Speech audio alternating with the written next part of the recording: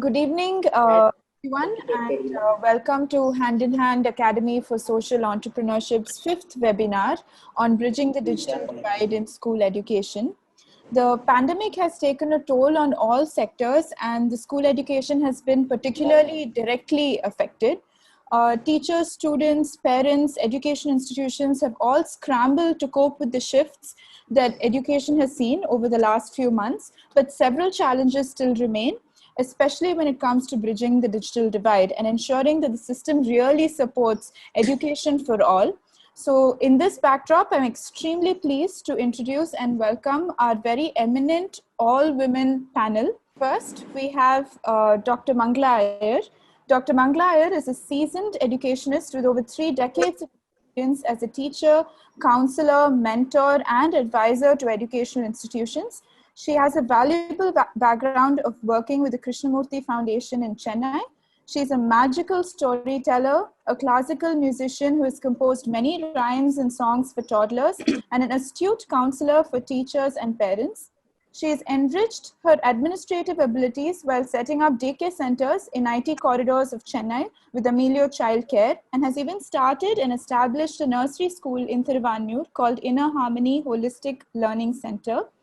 Dr. Iyer moved to Kanchipuram with her husband, Captain P.K. Iyer, personally to monitor the MG schools and train the teachers to use innovative and novel teaching methodologies. She often travels to the US, where she is invited as a faculty at the local primary schools, sharing the Indian experience and bringing home learnings from abroad. Passionate, positive, and a keen problem solver, Dr. Mangla Iyer is a delight to listen to, both in class and out of. We are delighted to have you here with us today, ma'am, and we can't wait to hear about your experience. Sumitra Gautama, she's joining us in a couple of minutes, is a woman of many talents. She's a polymath, excelling with expertise in academia, physiology, psychology, yoga, and classical dance.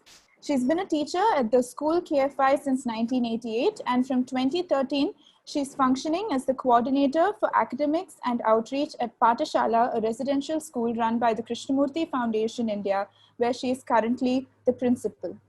She's passionate about rural outreach and has institutionalized several programs such as experiencing nature workshops and conducting weekly integrated clinics at Keelapakam. She's also worked closely with the government of Tamil Nadu on preparing syllabi for Samchir Kalvi, introducing active learning methods to 12,500 schools, and coordinating early childhood care and education component for the ICDS. We are sure that her current experience with the pandemic is one that's very unique, and we're eagerly awaiting to see how she and her institutions are bridging the digital divide. Mrs. Seema Sahai, Principal, G.D. Goenka Public School, Bihar, New Delhi, is a educator and administrator with a career in education spanning over 25 years. She has been the principal of the Ryan Group of Schools in Delhi and NCR, and also headed Gurukul, the school in Ghaziabad. She has been awarded the 26th Dr. Radhakrishnan Smriti Rashtriya Shishak Samman in 2010 for her contribution to the field of education, and Anamika Saraswati Samman awarded in 2003 for her contribution in bringing education to rural areas. She's also been the proud recipient of the REX Karamveer Global Education Change Champions Fellow Award in 2019.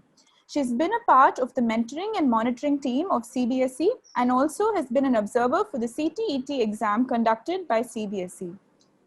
Ms. Seema is very passionate about bringing a meaningful difference to the educational landscape by sensitizing her students to the needs of the marginalized sections of the community through outreach programs conducted by her school.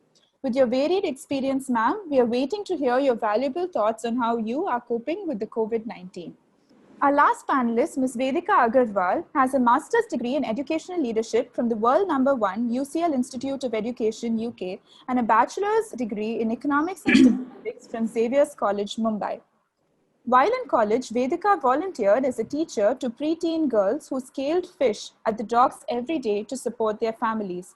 This experience moved her to apply for a fellowship wherein she taught 40 children from grades 2 to 5 in a public school in Chennai. After her fellowship, Vedika founded Yen Udan, meaning My Takeoff in Tamil and Hindi, to continue bridging the gap in society by generating access to learning opportunities in marginalized communities. She also serves as a school coordinator at SVA Schools for Girls, a free school for 210 girls in a small village in southern India.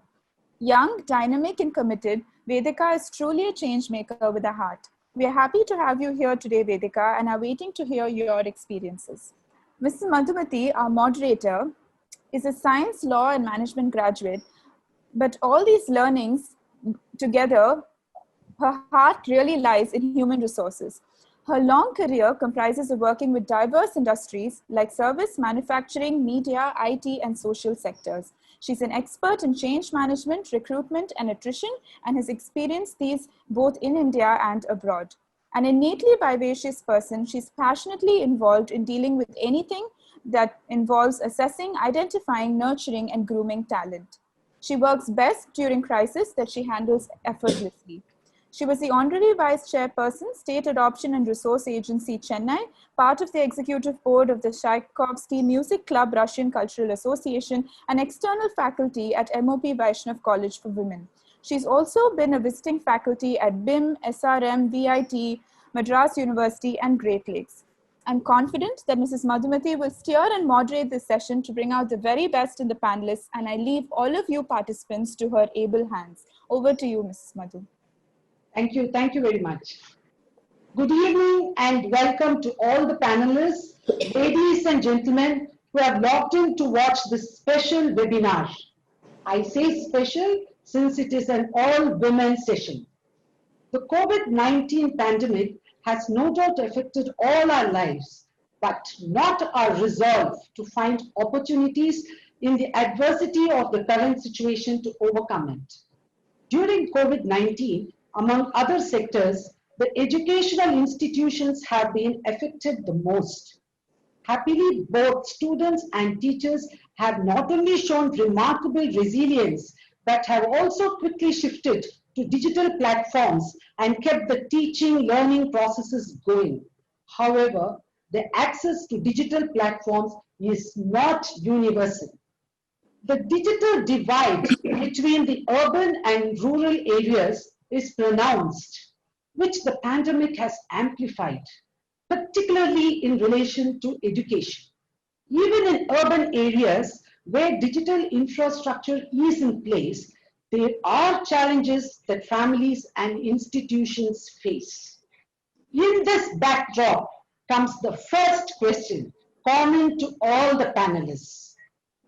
The question is, what has been your approach to address the digital divide in your institution? What methodologies and interventions are you adopting? Can we start with Mangala ma'am, please? Yes. Thank you, Madhu. Thank you, ma'am. I'll keep in mind the 3 minutes. Thank you, ma'am. A very good evening to everybody. I'm honored to be on this eminent panel, and it's an all-woman panel, so it gives me more energy. So, Hand in Hand India, the organization of which I am a trustee, has a two-pronged educational program which has been running for the past almost 15 years now. The first is reaching education to the marginalized, underprivileged children who also happen to be in child labor. So the Hand in Hand India's first non-negotiable has been any child out of school is a potential child laborer. And starting from there, this educational approach to reaching education to these marginalized children, not only those in bonded labor, but to those who are school dropouts, never enrolled, has also been part of the, so these schools are called the RSTCs. They are basically residential schools where these children have a 24/7 facility of food, which is the priority for most of those children, and then they're taken care of, their teachers live with them. Pandemic put a stop to all of that, and on March 29th, we had to shut the doors of those schools and send these children back to wherever they belonged, to homes, to nomadic groups, and to move on. But it was hurting for the group that addresses this, called the Child Labor Elimination Pillar.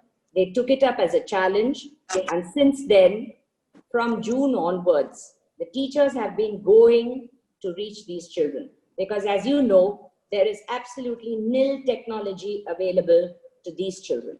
So I would like to address the first divide that I come across in the institution where I am as being almost zero for these children. They are either moved out back to homes where there is absolutely no access to any technology, or they are already moving as nomadic people, and some of them are migrants, and some of them belong to tribal belts which are inaccessible and remote. In this scenario, how does one reach education, educare, take the school to those children? The mobilizers of the CLEP have been monitoring these children. They have literally chased them, found them wherever they are, and taken the teacher to these children. This is the only way education could go back to the children who already are beginning to show signs of being clean slates. Deprived of schooling, deprived of being with a teacher, they are already showing these signs. Some of the parents have also put the children back into their old child labor jobs where and when available. This is a very sad scenario for us, but I must say, never say die is the motive of these people. And so from Appakam to Viperi to wherever you can see around Kanchipuram and in the districts, right into the hills of Velur, inaccessible places. The teacher is on his 2 feet or on his cycle, going on a Monday and Thursday and getting these children to temples or to group homes where they sit down and they actually have a 2 to 3 hour schooling session. Notebooks, pencils, everything is taken, masks, sanitizers, all of it with social distancing, bringing awareness. So the teacher today in this scenario has become more of the newspaper, the television, the technology for these children. It is the teacher alone who is doing it. Now, most of the parents of these children have only one request, that the children be given something to eat. They should be fed. So earlier it was groceries, now it is a snack which is being taken by the teacher for these children, which is tempting them to come back, luring them back to their books, and this is how they are managing. The benefit of this is that government children, government school children who are also in those areas, deprived of school now, and single children have also benefited, and they are also learning from the same teacher.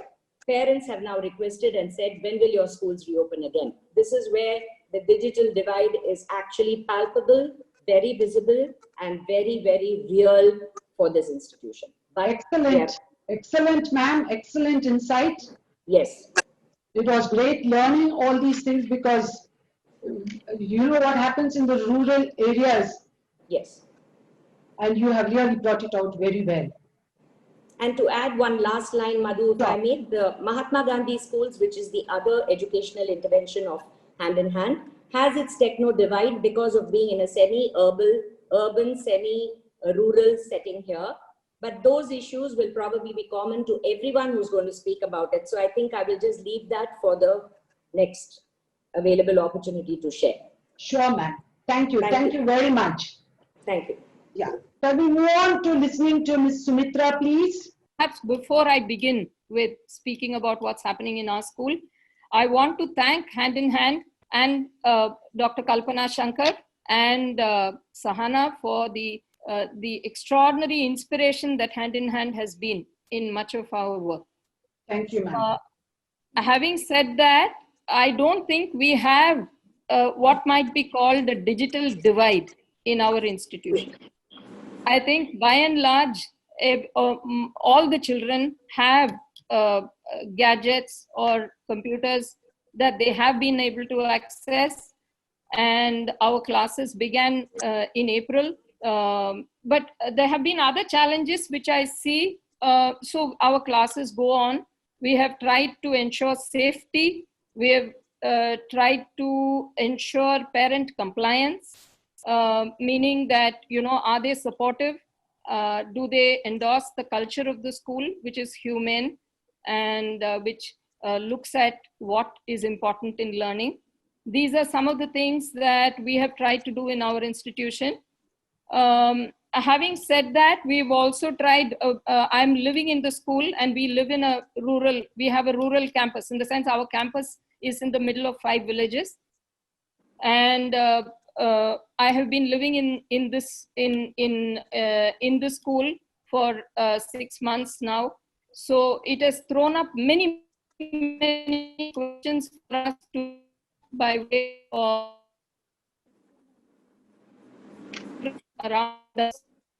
And in this regard, one thing when we were in contact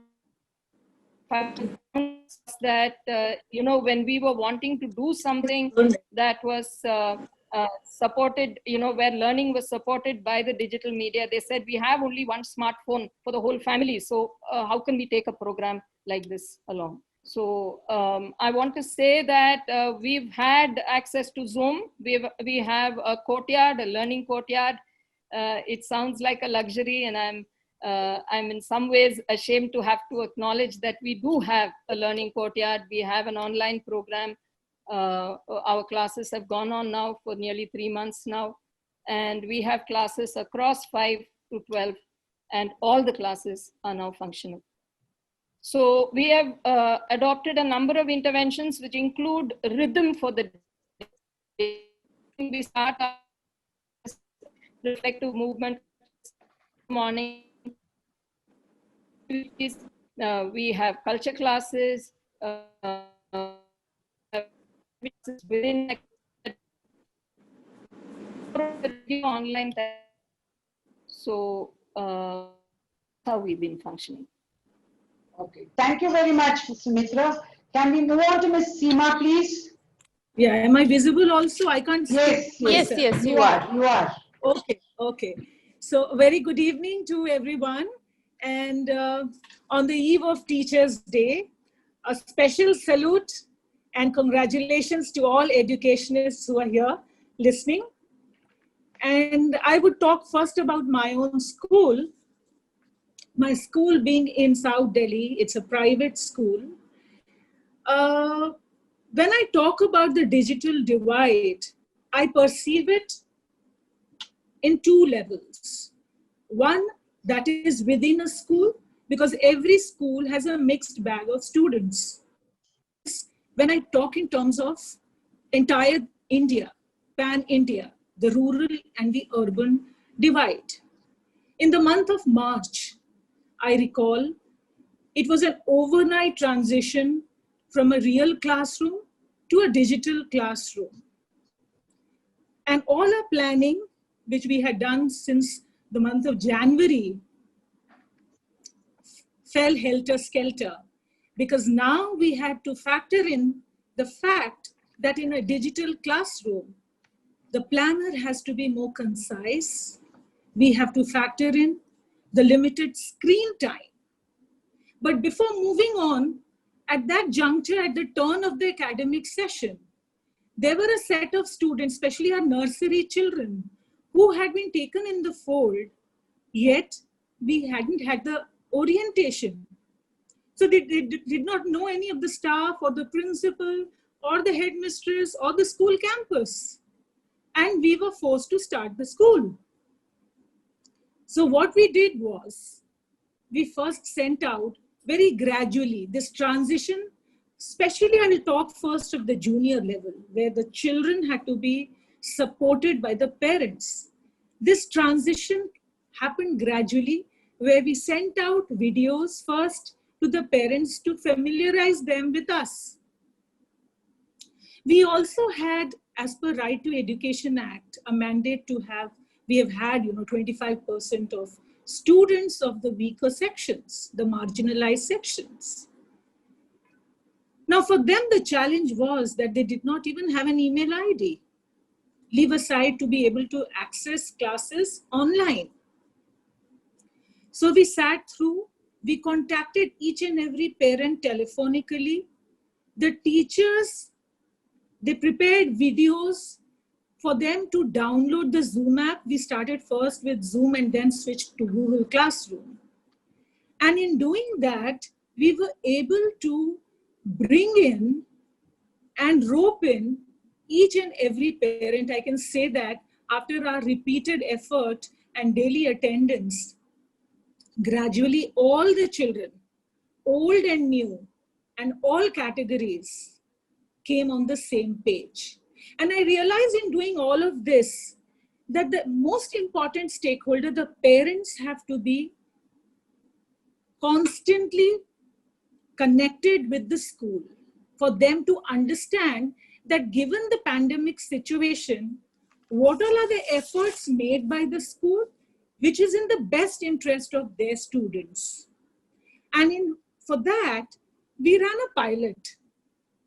My management wasn't very sure whether this will work. So we ran a pilot with our most experienced teachers, taking them all on board, and we exactly explained them how we are going to take baby steps and have a weekly planner and see how it works out. This micro planning, step by step, bringing everyone in the fold, worked for us. And today I must say that, the parents are settled, and so also are the students. And so much so that today our parents have become our shadow teachers because they are there at home, whatever, especially in the junior classes, where we are looking at all hands-on activities. It is the effort and the support of the parents that they have come through, and the children are able to learn. So all our experiential methodologies, hands-on learning, where we have brought in art and sports integration, have helped in making the curriculum move even on a digital platform. In doing all of this academic and co-academic learning, we also factored in happiness classes. It's important for children to be happy, cheerful. There are constraints. They are confined to the four walls of their houses. So these wellness and health webinars, as well as motivational talks, yoga sessions, have really settled everyone. So this has been our approach. We will talk about the other digital divide and how we can bridge it later on if we get the time. But as of now, what I feel satisfied as the school leader, 5 months down, all my students from nursery to 12th are attending the classes. Thank you very much, and that was really great experience sharing indeed. So we'll now move on to Vedika, please. Yes. Can you hear me clearly? Yes, loud and clear. Lovely. I'm so humbled to be a part of this esteemed panel. Thank you so much for inviting me to share my insights and experience. It's very interesting for me to speak immediately after Seema ma'am, because to give you some context, we are a community-based supplementary school that has been operational for the past 3 years. So we're a rather young NGO. But a large part of our efforts have been centered around mobilizing parents and empowering parents. So it's really interesting to hear co-panelists also talk about leveraging parents' interests in education. And that's one of the key aspects that we also leveraged, especially because we work primarily with marginalized families. The first step for us to launch our virtual learning program was actually meet primary needs. So it was more about distributing food supplies to our families to build that relationship further and put their anxiety at ease. And then we used that new relationship that we were forming with them in this new context to actually, again, build awareness on the need for continuous education. Mangla ma'am spoke about how they were coming back as clean slates, and that was very concerning for us as well. And we used real-time examples to create a buy-in from the parents. And of course, the same had to be done with kids as well, because some of the kids were in a holiday mood. So they didn't want to come back to class. And, the other kids were going through traumas at home, which was making their capacity to learn hindered. So it was also about, building stronger relationships with children, mobilizing our volunteers, getting them trained with counselors on how we need to, reconsider our approach to these families. And in order to do that, we also built a reward system for our students, so that if they attended sessions every day, every week, every month, they got a different kind of reward, be it in the form of board games or textbooks, or even treats like, biscuits and milkshakes. Small things that we sometimes take for granted, but their access to these had been completely stopped because of a lack of income. And then, of course, going from this, it was about, once we had a buy-in from both parents and children, it was about actually bridging the divide, for which, we had to understand the presence of devices in the community, and beyond devices, even the presence of network, because a lot of our families have phones, but they don't have the money to top it up, to buy the data packs. So that is something we started doing. We started fundraising actively so that we can recharge all our students' phones, so that, they have access to network, which is the next step often beyond just ensuring that they have access to devices. But then once we started topping up their phones, what we realized is, there were so many other gaps that started coming up, like troubleshooting. The phones were old. The phones didn't support apps like Zoom, or, they already had too much data storage that needed to be figured out. So we started creating posters to educate parents and, kids as well on how they can find innovative ways to actually come online and be online. So I think our approach kept getting nuanced as and when different dynamics started playing out at the grassroots level. And of course, right now, since it's been 4 months that we've taken our program online, we are looking at the sustainable way forward. So what we've actually done is we dismantled the library at our supplementary school, because it's been closed for 5 months. We don't know when we're going to be able to reopen it. So we dismantled the library, and we actually set up 6 smaller libraries in 6 homes in the community, so that our kids had uninterrupted access to these learning tools, these games, these toys, coloring materials, things like that. And we've also been really lucky. We got 6 brand new laptops sponsored, and we've set them up as well in these libraries. So now the kids, especially with their parents going back to work, and then, that being the only phone at home, them not having access to that, now they have access to our laptops in these mini libraries, which they're now using to continue learning in their home environments. Oh, that is real excellent show. You guys are really rocking. Thank you. So we'll move on to the second question in this format, which is specific to the area of operation of each one of the panelists. So Mangala ma'am first. Ma'am, your experience is with children in early childhood space. How does the digital divide affect children in this age group? What can be done to plug the gap of access and affordability? Yes, Madhu, thank you for that. Yes, it's about 40 years now that I've been with the 3-year-olds. Keeps me young. Yeah. And for this, I will shift now my focus to the Mahatma Gandhi schools based here in Kanchipuram, which is where we have our preschool, lower kindergarten, and the upper kindergarten. And with the digital divide being also here a very real, palpable, I am envious of Seema when she talks about how the parents have been so supportive and they've been able to come forward and help with even being teachers at home. Unfortunately, in a rural scenario like ours, where we have mostly weavers, potters, farmers as the parents, for them their livelihood and eating their meal a day is really their priority. And like Vedica said, many of the homes have only one phone and not necessarily a smartphone. And if the husband has it and the wife doesn't have one, or the wife doesn't even know how to handle a phone beyond making a call, And there is the overall scenario of all over this country, the inaccessibility, unavailability of technology and support and networking and all of this put together. For me, the worst hit, lacking school space, is these kindergarten children. The youngest ones are, to me, the worst affected, because we do not have the facility to reach out to them the way we should be doing. We are battling with it. Parents want their children in school. In fact, it's that age group where the parents are most interested in schooling them. As they grow older, they are looking forward to them being a support of the family. But at that kindergarten level, the parents want them out of their way so that they can get to work.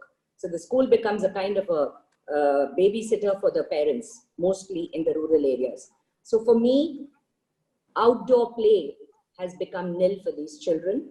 I don't know. I'm hoping and praying that 6 months is enough and that there will be some space available for children to play, because their physical well-being depends on outdoor physical play.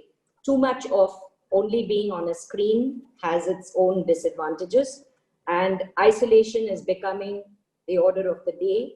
Most of these little ones, even when I view the classes and observe them, I find that they're all single children sitting with a phone. The mother is sitting there in a home, and these children don't have peer interaction. With all the distancing that's going on, they don't have places where they can really go as a community and play together and just run around and play. That's a very big concern for me. Also, discipline, rigor of school, you have to be in time, you have to be doing things on time, is somehow lacking now, because the classes are also, the government has said you can only conduct 3 a day. And so 45-minute period, and after that, the child is totally free to do whatever he or she wants. And it's becoming a big issue for the parent, how to keep them occupied well. Hands-on sensorial learning, which is children at this age learn by doing. Seema was sharing her experience of how they are able to even bring in art and craft and physical education. We are unable to do all of that here because we do not have the facilities to really get these children to have all those facilities to be able to work with.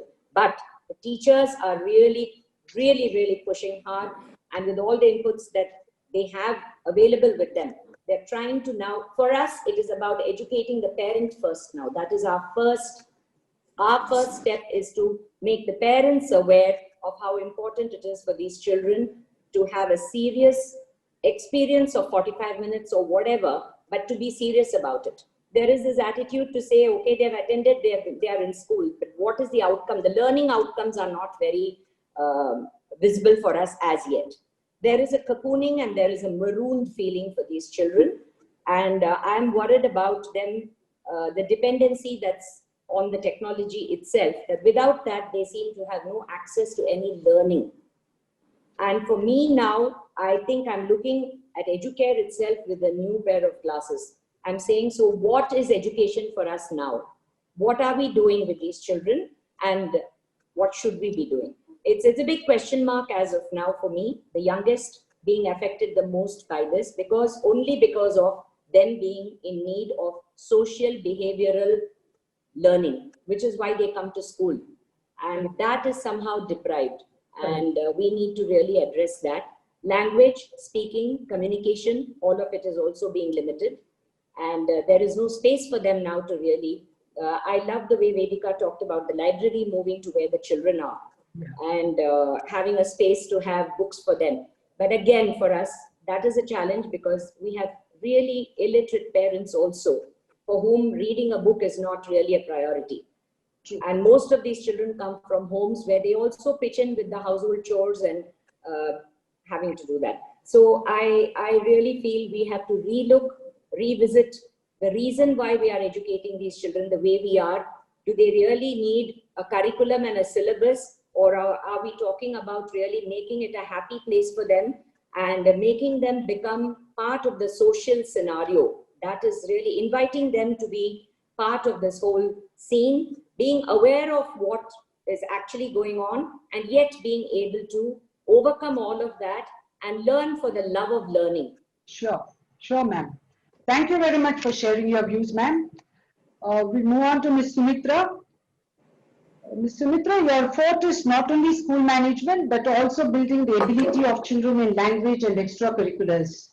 How is your institution bridging the digital divide with focus on overall development of the student in academics and beyond? Yeah. For one thing, Madhumati, I would say that first of all, defining, like Mangala was saying, asking ourselves very fundamental questions about what is learning has been very important for us as a school community. We did this in March, April, when we realized that the whole face of the world was changing and there was no one idiom, and we welcomed that actually. Because we felt that it is very important that we decentralize education. And because in the name of equity, one of the things that we've done is centralize learning. And, children don't know about their environment anymore. Children don't know about themselves and to value primary, occupations anymore. While I'm certainly not for taking 2 steps back, in terms of opportunity for children. One of our foresight at all times in the Krishnamurti schools has been, at least in our school, and I can only speak of one other school, again a Krishnamurti school of which I've been part, speaking from the ethos over 30 years, I can say that our aim has been to build equity from within. Change a motivation to learning and to activity in life, and not to project pictures of success, as a certain kind of upward mobility. Actually, to build the ability to respect, very fundamental, because across the world now we are faced with such crisis. So what we started off, to put it in a nutshell, I mean, in the sense, given, so the point is we first built modular learning, wherein we spent a lot of time with parents. And we spoke about community. We spoke about learning together. We spoke about what may be learned. We built autonomy. Autonomy meaning that I am a learner, So, and we call ourselves educator learners in our school, and our students are learner educators. So they teach us what we can teach them.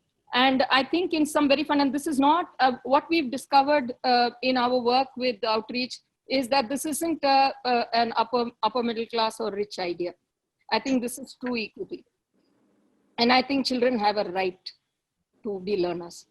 And therefore, I think one of the things that we have actively promoted for ourselves is this ability to build a learning community. We have tried to engage at various levels to create a certain kind of rhythm in their lives that allows them to engage meaningfully, because very often what happens is school is a place of learning and home is a place of, relaxation or holiday, or, you do what you can in the house, because we encourage that way. We clean toilets, we clean our plates, we clean there's a lot of equity here. We eat with everybody in the community. That's how we function here. So in a sense, for us, it's been a way of taking the school to the house. And academics has been a very real part of it. One of our challenges has been, how do you create, we call it self-study, meaning the whole program's been called an autonomous learning program. The seniors anyway engage with that in our school.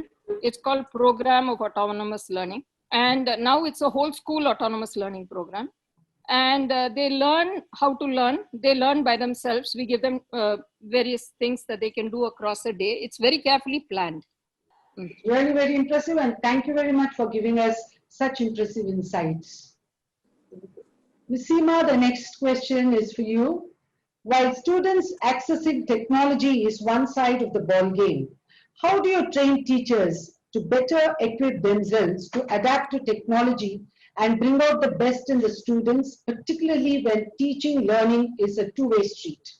Any value-added services or strategies or innovations that we can learn from? Yeah, thank you, Madhu. So to begin with, I would want to say this, that while the students are accessing technology, there is no option for them. At the current scenario, there is no option for anybody. I agree. Teacher training program is the mantra for success today. COVID or no COVID, train the trainer program is one of our very, very, defined programs of the school, where every teacher has to undergo reskilling and upskilling in her career, professional career. However, this pandemic has brought a different line of training, which has become imperative for every teacher to push her own boundaries and be extremely tech savvy. Children are very smart today, and the need of the hour is that the teacher has to be trained to that level. Now, while CBSE, through their Center of Excellence, which is a separate cell for teacher training, they are into a lot of capacity building for teachers. And we have been sending out teachers where there are subject-related trainings as well as technical training. Now they have put a special focus on technological training.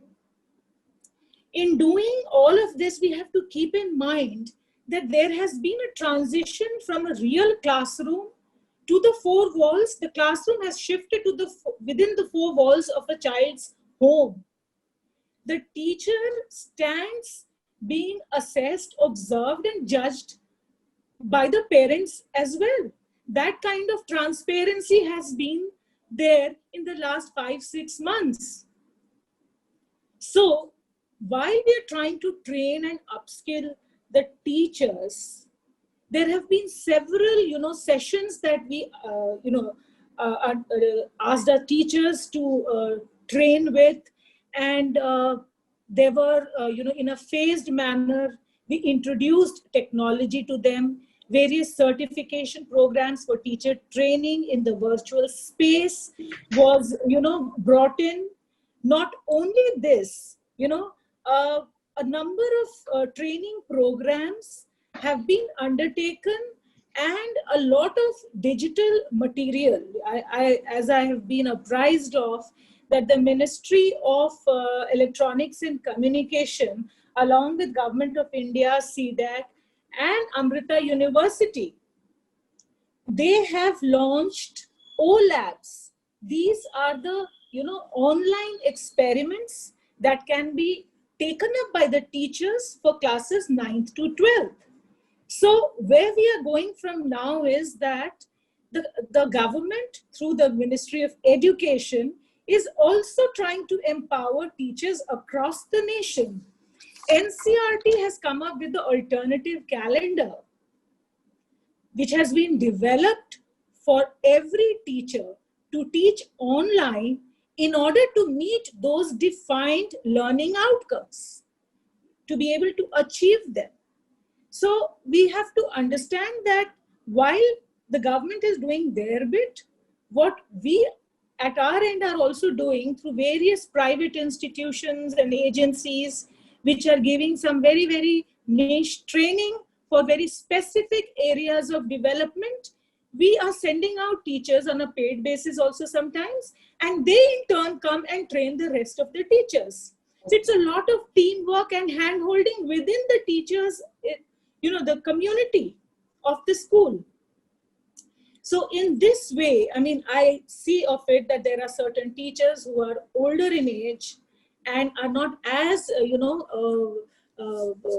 hands-on on technology. They have been assisted by the younger lot. So in doing all of this, it has brought them all on the same page, where they are able to come up to the requirements of today's online classroom teaching. And you will be surprised. When we began, I was not sure whether this will be possible.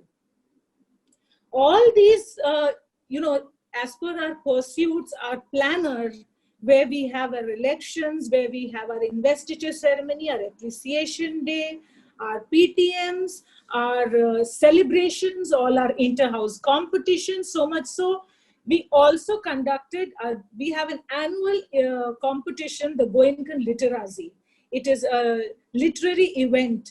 And the blessing in disguise this time was, because it was an online on the digital platform, We had schools from all across India participating. We had 45 schools, and it was so overwhelming to see all the schools participate. And without any glitch, we were able to conduct the entire event. That's excellent. That was an excellent show. Yes. For you. So the Very good. teachers, it is important to keep their morale high. Yeah. And there's nothing like they cannot do it. I truly believe in this, that when one door closes, another opens. Absolutely. We appreciate we really don't know our own potential. We just have to explore and keep pushing our own boundaries to get there. Absolutely well taken. Appreciated. We'll move on to Ms. Vedika now. Vedika, your question. You are doing a great job in the mobile app space and taking education to those children who need it the most. An app presupposes access to digital tools like smartphones or tablets. But not all children have access to such devices. Could you please throw some light on the contextual problems and factors that make the digital divide a difficult reality to bridge? Yes. Thank you for that question. I may come across as rather passionate because it's been something I've been trying to combat in my own way. So just to talk about the grassroots realities, I think from my experience, they are rather nuanced. Like I was coming across in my previous answer as well, there are so many levels to the contextual problems we face when, understanding digital divide and then trying to meet it. So just for sake of simplicity, I've broken it down into 3 categories. The first one being access. So like I was saying, first we need to ensure that our students have access to devices that support online learning platforms, even something as basic as WhatsApp or Zoom, which a lot of these devices don't have. They're, quote unquote, dabba phones. So how do you put a smartphone in a child's hand? And then if as an NGO or a donor or a school, you are putting a device in a child's hand, how do you ensure that device is not being stolen or sold by the family, to meet other primary needs, because they don't have a source of income right now, sufficient income right now. And like Mangla ma'am was also reiterating, that a lot of our kids come from households where only the parent and one parent specifically has a smartphone. So that phone has to be shared between that 4 or 6 member family, which is, where the boy is often prioritized. The father doesn't want to share the phone. So how do you build, all of those conducive elements to ensure that your student is getting access even for 45 minutes to that phone? And just to give you like a little more context, the NSO did a survey in 2017-18, and they found that only 12.5% of households with students had access to the internet, which further drops to only about 6 to 7% who have access to stable internet. So, we are talking about reaching 6 to 7% of the 25 crore students in India, both privileged and underprivileged. So you can only imagine the disparity in the underprivileged context, where we're talking about dabba phones and smartphones to begin with. And then, of course, it comes down to, the second layer, which is the home environment. It's not only our students, but even our teachers. We face so many power cuts. Our electricity is so unstable. There have been so many times we've had to cancel class, not because the students didn't have electricity, but because the teacher herself or himself didn't have electricity. So we have to consider that as well. It's a systemic issue. And then, of course, a lot of our students come from extremely small households, area-wise. So, we have students, and you should come attend some of our open sessions. You'll see them. We have students who are trying to focus on our Zoom session. When the TV is playing in the background, their siblings are running around. Their parents are, conversing or arguing, and you expect this young child to focus on what the teacher across the screen is trying to deliver to them, which makes it extremely difficult for that child, and you can't then hold that child accountable for their learning. And now the next concern is, with parents going back to work, how is that device access going to be sustained? If that parent takes their phone to work, how are we going to reach our kids? It's becoming a real nightmare to even consider. And finally, of course, we have kids safety online. So many of all of our kids are vulnerable, and of course, we do take them and their parents through digital literacy and learning workshops and safety and security measures online, but they're still so vulnerable to exploitation. And I'll give you an example of a young girl of mine who was approached by this individual who was posing to be a part of a massive edtech firm, and he found out that this girl student of ours has two younger twin sisters, and he was trying to impose himself into the home environment in the pretext of being this representative of this edtech firm making promises. So even when we're safeguarding our children, how thoroughly are we actually being able to ensure that they are safe? And of course, we all know that in public schools, kids, not only in public schools, even in most private schools, there is a wide range of learning levels.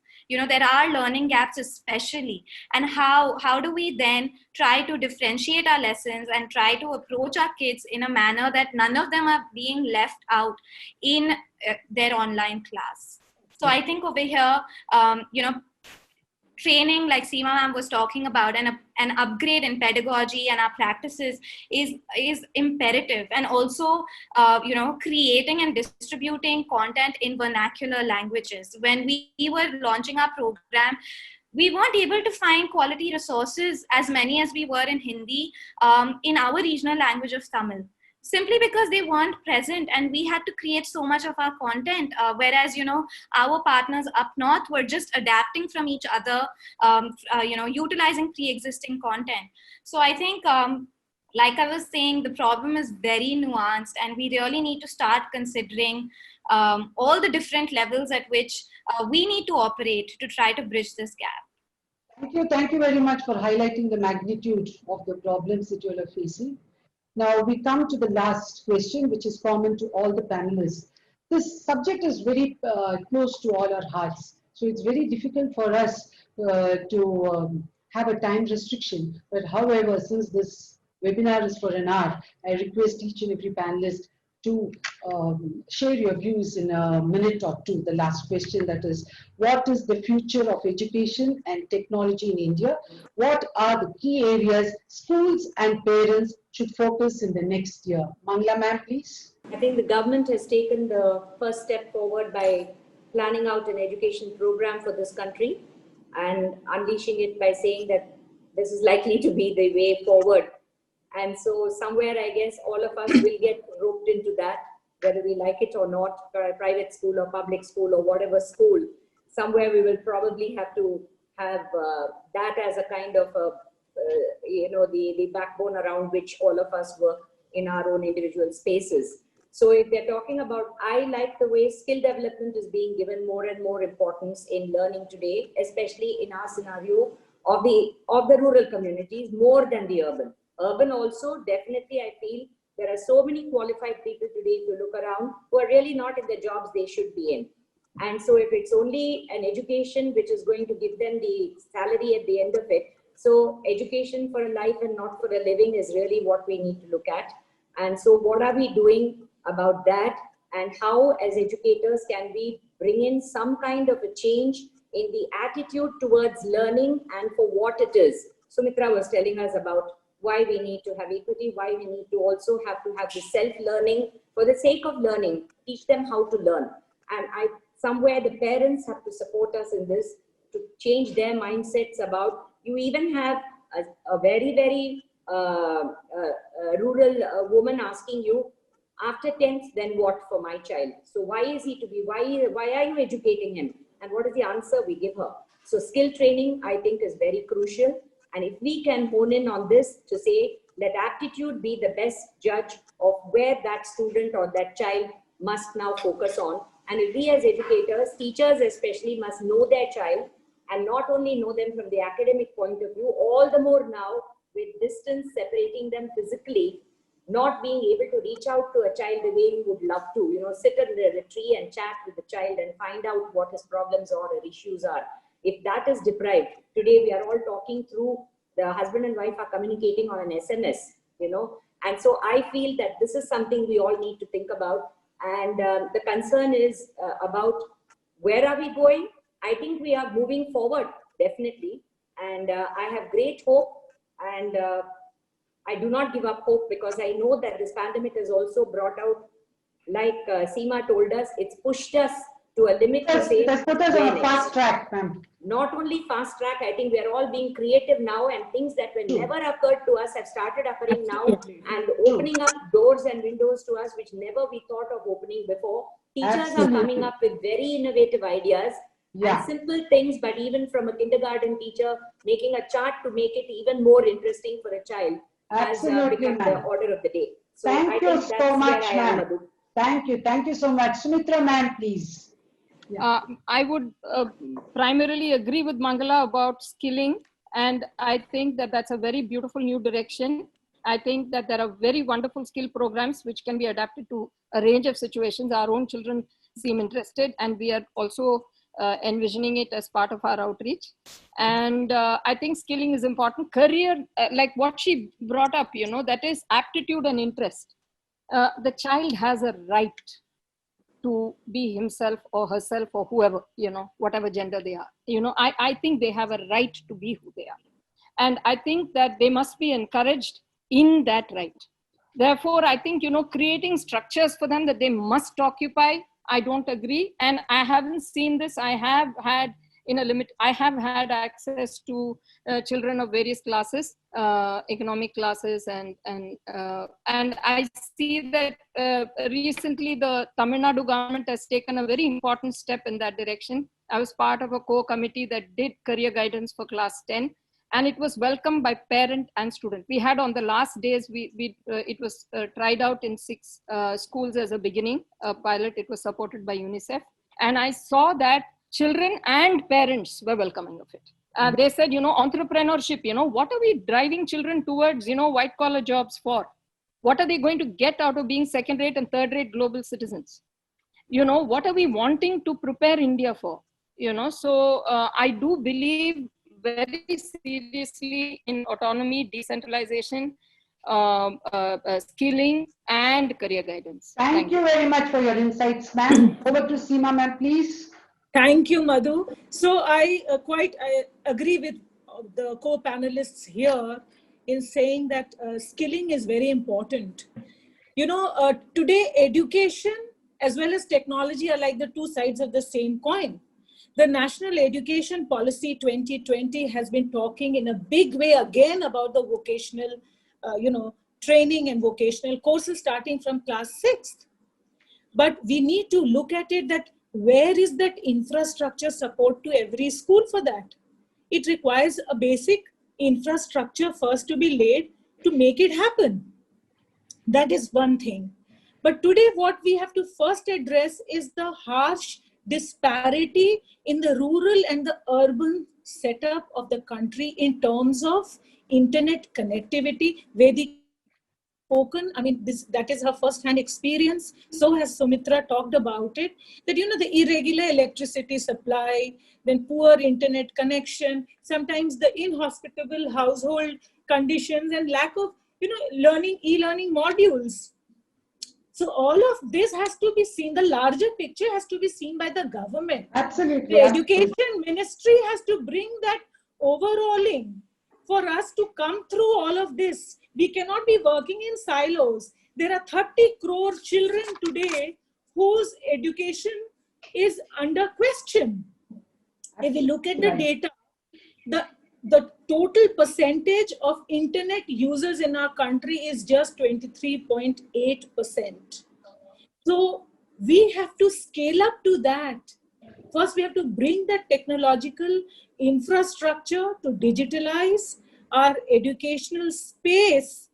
And then only what we talk about, we have been talking about Atmanirbhar Bharat.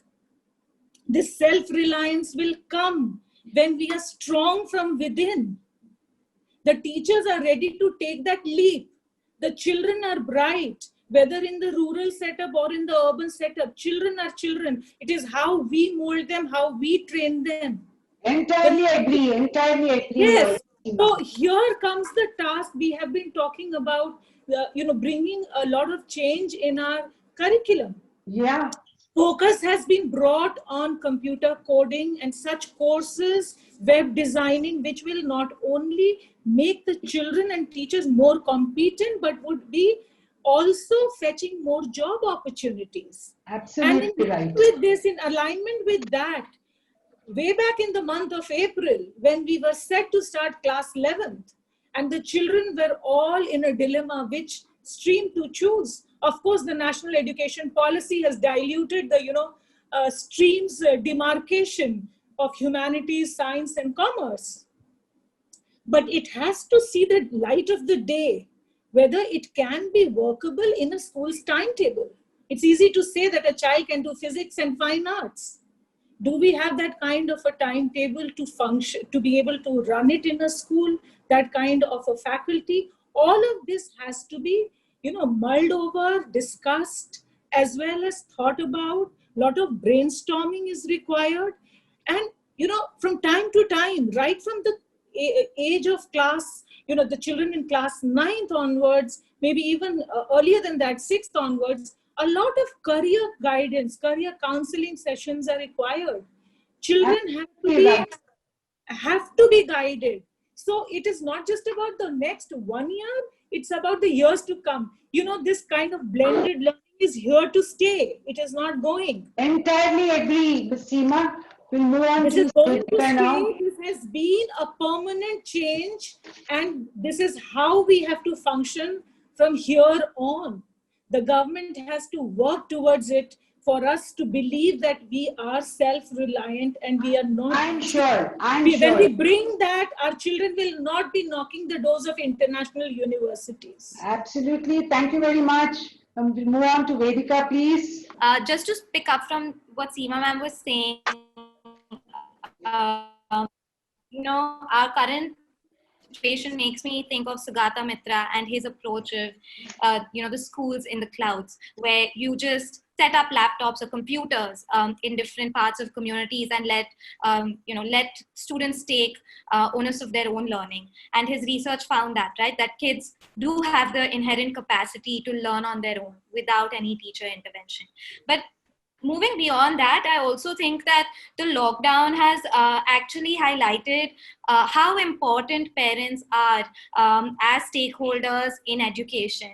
And for years now, their intervention has been sidelined. They haven't been treated, as a key stakeholder. And I'm really hoping that going forward, educators across the globe leverage the social capital and build the agency of parents.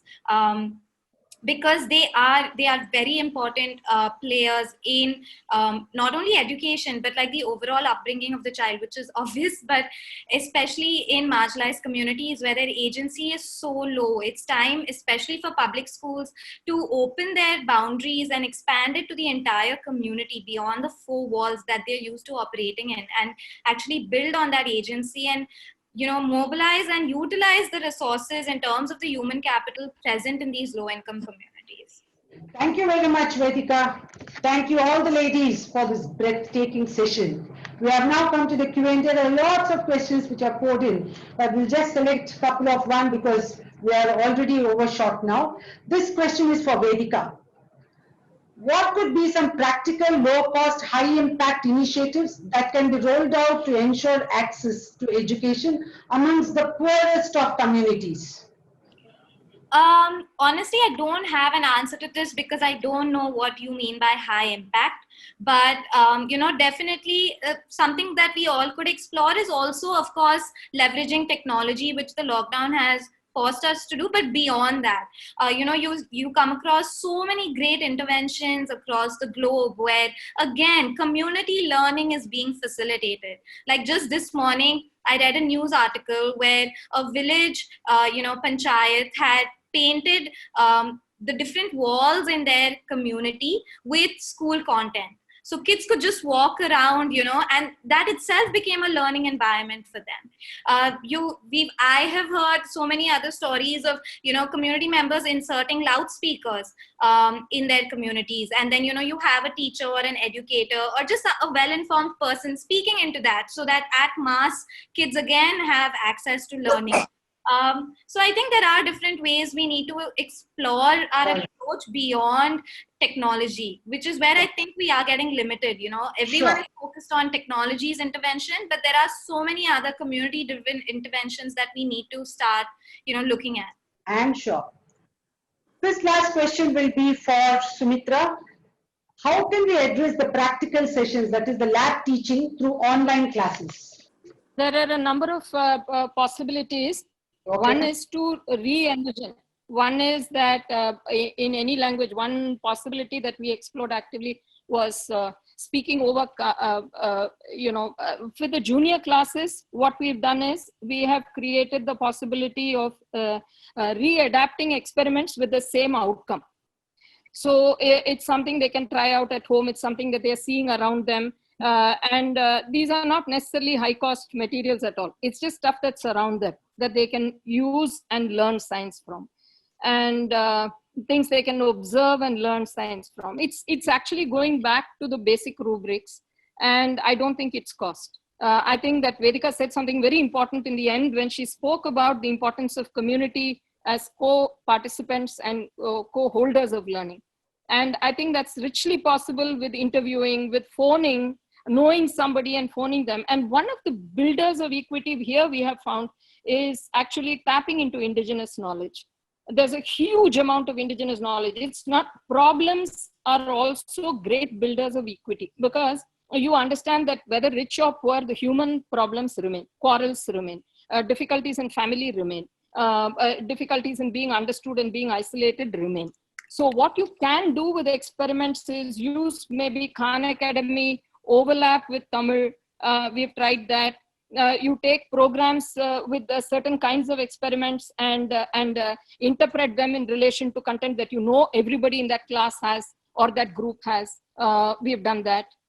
We have done animation. That is animation, meaning that we get them to draw cartoons, characters in science experiments, and we enliven things that way. We look at equations as things around them. We can teach much through. So it depends on the class. You can pick up fractals. You can pick up tessellations. At different levels, you can teach from human anatomy to math, to simple experiments in chemistry, to complex experiments in chemistry. There's much that's possible with innovation agency across classes. Thank you very much. It has been a very nice learning experience listening to the panelists who have been contributing to the education sector. On behalf of Hand in Hand India and Hand in Hand Academy, I thank each one of the panelists for making time on this Friday evening to participate in this webinar and share their views on the subject. I thank all those who have logged in to be a part of this webinar. I take this opportunity to also thank staff of our academy, IT, communication departments in general, and Ms. Sahana for hard work they put in to make this session possible, and Dr. Kalpana Shankar for her valuable guidance. Thank you. Madhu for moderating the session, and once again thanks to all the panelists. I think Ms. Seema brought about like a very important aspect in the beginning of the session, that we're on the eve of Teachers' Day. So just want to quickly say that I think we are all in our own way teachers and learners, and we should just keep that going every single day. And that learning should be limitless. And Dr. Radhakrishnan himself has said, when we think we know, we cease to learn. So personally, we take this opportunity at Hand in Hand to salute all teachers who are present here as attendees for our schools, all the schools you represent. We thank you for your relentless, passionate service.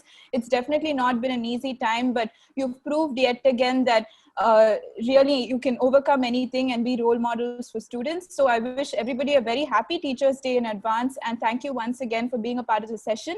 I just want to say we had close to 200 attendees today, and we've received a lot of questions online and some questions offline. I will be circulating this amongst the panelists to get their inputs, and we'll collate it and share it with all the attendees so everyone benefits. I thank you once again and hope you have a great evening.